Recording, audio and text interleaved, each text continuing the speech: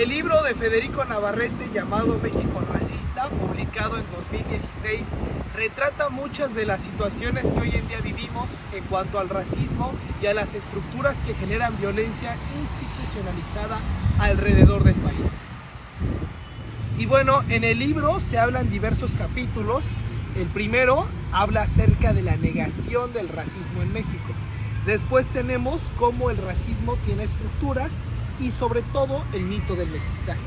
Más adelante toca temas sobre la evidencia de la cotidianidad del racismo, cómo ciertos discursos actuales fomentan el racismo y sobre todo generan una estructura que en cierto modo hace solidez hacia esta violencia institucionalizada.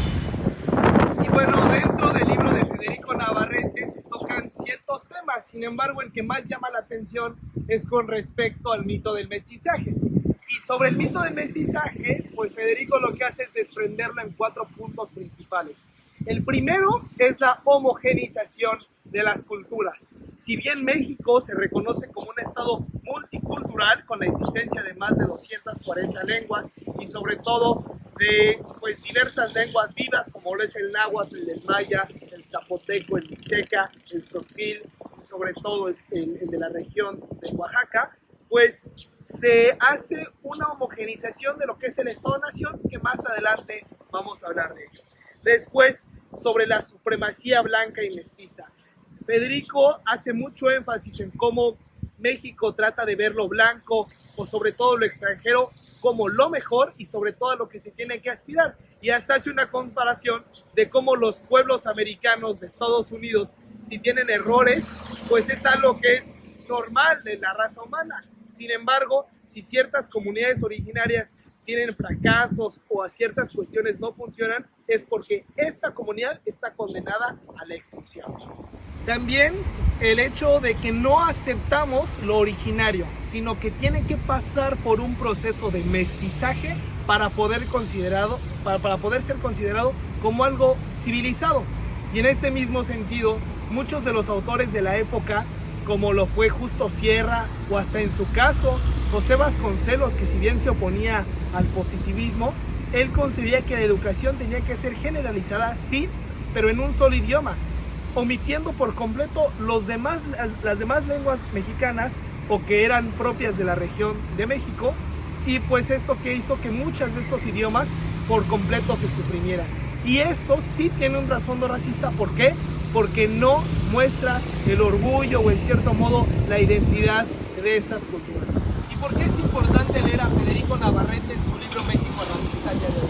Primeramente porque reconoce que existe el racismo en estructuras y sobre todo que está institucionalizado y además que el gobierno es cómplice. También desafía narrativas que en cierto modo cuando se lanzó el libro resultaron incómodas, porque lo que hace es que tira por completo la mayoría de los símbolos en los cuales la patria estuvo fundada. Asimismo contribuye al cambio social, esta nueva redefinición de los signos y sobre todo de las identidades que hace, reconoce las culturas y sobre todo la dota de dignidad y de derechos.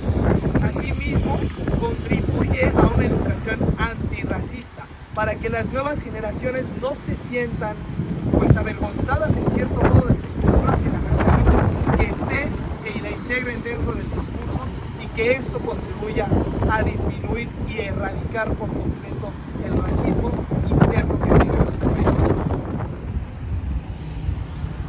En su artículo en el diario español El País, Yasnaya Aguilar, el cual su artículo lleva por nombre El Estado secuestró la palabra nación, ella nos dice que el Estado impone símbolos e identidades que no son propias de las comunidades originarias. De igual forma, como activista mixe, evidencia cómo las políticas nacionales marginan y de la misma forma suprimen estos conocimientos originarios. Asimismo, critica cómo el Estado utiliza la palabra nación como método de control a los pueblos originarios y reconoce la importancia de una verdadera identidad originaria. Y bueno, con respecto a esta identidad, lo que hace Yasnaya es una crítica en cierto modo subliminal a la ley de usos y costumbres, y no porque exista, sino porque llega a ser ineficaz en cuanto a sus alcances e interpretaciones. Y a título personal, me gustaría añadir cómo esta ley de usos y costumbres sí ha resultado ineficaz y ha resultado sobre todo poco beneficiosa para estas culturas originarias. Al decir que ha resultado sin utilidad y sobre todo sin alcance, es porque no les brinda una seguridad jurídica a estas comunidades originarias.